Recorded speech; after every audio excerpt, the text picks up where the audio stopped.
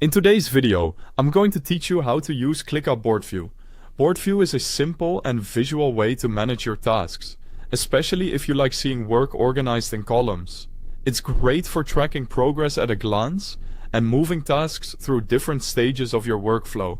To get started, open the list that contains the tasks you want to manage. Board View works from within a list, so make sure you're in the right place before you continue. This is important because the tasks you see on the board will come directly from that selected list. Once you're inside the list, go to the Views bar at the top and click Board. This switches your current view into a board layout, where your tasks appear as cards. If you've used a Kanban-style board before, this will feel very familiar. It gives you a clear visual overview of what needs to be done, what's currently being worked on, and what's already finished. Next, organize the tasks by clicking the Group option, which is often set to Status by default.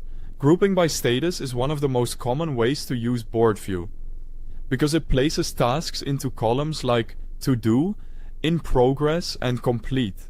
Depending on your setup, you may also have other grouping options available, which can help you view tasks in different ways.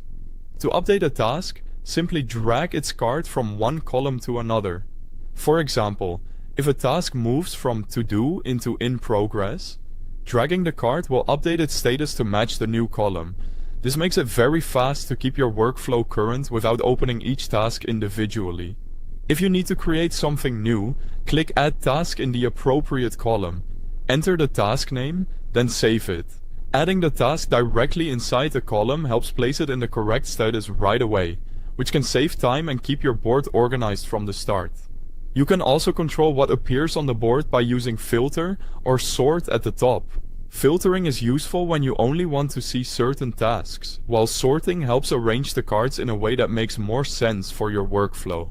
Finally, click Customize to choose which task details are shown on each card. This is helpful if you want to display more information or simplify the board so it's easier to scan quickly.